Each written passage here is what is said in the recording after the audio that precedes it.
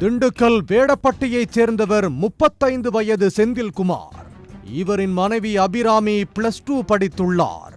திண்டுக்கல் மேட்டுப்பட்டி அடுத்த மொட்டனம்பட்டியைச் சேர்ந்த 42 வயது சரவணன் என்பவர் நண்பர் மூலம் செந்தில்குமாருக்கு அறிமுகமாகியுள்ளார்.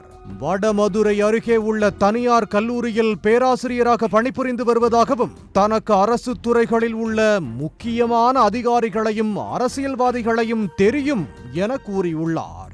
8 லட்சம் ரூபாய் கொடுத்தால் செந்தில்குமார் மனைவி அபிராமிக்கு பொதுப்பணித்துறையில் வேலை வாங்கி தர முடியும் என ஆசை வார்த்தை கூறியுள்ளார். இதை உண்மை என்று நம்பிய செந்தில்குமாரும் கடந்த 3 ஆண்டுகளுக்கு முன்பு அபிராமியின் வங்கிக் கணக்கில் இருந்து 8 லட்சத்தை சரவணன் வங்கிக் கணக்கிற்கு அனுப்பியுள்ளார். 1 மாதம் கழித்து திண்டுக்கல் பொதுப்பணித்துறை அலுவலகத்தில் உதவியாளர் பணிக்கு வந்து சேருமாறு அரசு முத்திரையுடன் கூடிய பணி நியமன ஆணையை சரவணன் செந்தில்குமாரிடம் கொடுத்துள்ளார். இதைத் தொடர்ந்து 3 மாதங்கள் சரவணனிடம் இருந்து எந்தவித தகவல்களும் இல்லை. இந்நிலையில் பணி நியமன ஆணை கடிதத்தில் குறிப்பிட்ட தேதியில் பணியில் சென்று சேரும்போது அது போலியான பணி நியமன ஆணை என அவர்களுக்கு தெரிய வந்துள்ளது. இதையடுத்து சரவணனை தொடர்பு கொள்ள முயன்ற போது அவரது செல்போன் ஸ்விட்ச் ஆஃப் செய்யப்பட்டிருந்துள்ளது. அப்பொழுதுதான் மோசடி செய்யப்பட்டிருப்பதை செந்தில்குமார் உணர்ந்துள்ளார். இது குறித்து திண்டுக்கல் மாவட்ட காவல்துறை கண்காணிப்பாளர் பிரதீப்பிடம் புகார் மனு அளித்தார். புகாரின் பேரில் மாவட்ட குற்றப்பிரிவு போலீசார் வழக்கு பதிவு செய்து விசாரணை நடத்தினர்.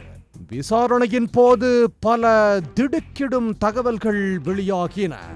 சரவணன் இதேபோல் பொதுப்பணித்துறையில் வேலை வாங்கி தருவதாக கூறி திண்டுக்கல் மற்றும் சுற்றுவட்டார பகுதிகளைச் சேர்ந்த குமரேசன், அசோக், செல்வராஜ், மூர்த்தி, முத்துப்பாண்டி, சுதாகர் உட்பட 7 பேரிடம் இருந்து 80,05,000 ரூபாய் பெற்று மோசடி செய்திருப்பது தெரிய வந்தது.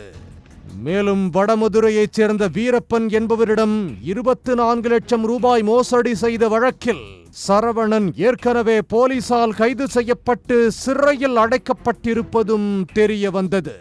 இதையடுத்து சரவணன் மீது மாவட்ட குற்றப்பிரிவு போலீசாரும் கூடுதலாக வழக்கு பதிவு செய்துள்ளனர். சரவணனை காவலில் எடுத்து விசாரிக்கவும் திட்டமிட்டுள்ளனர்.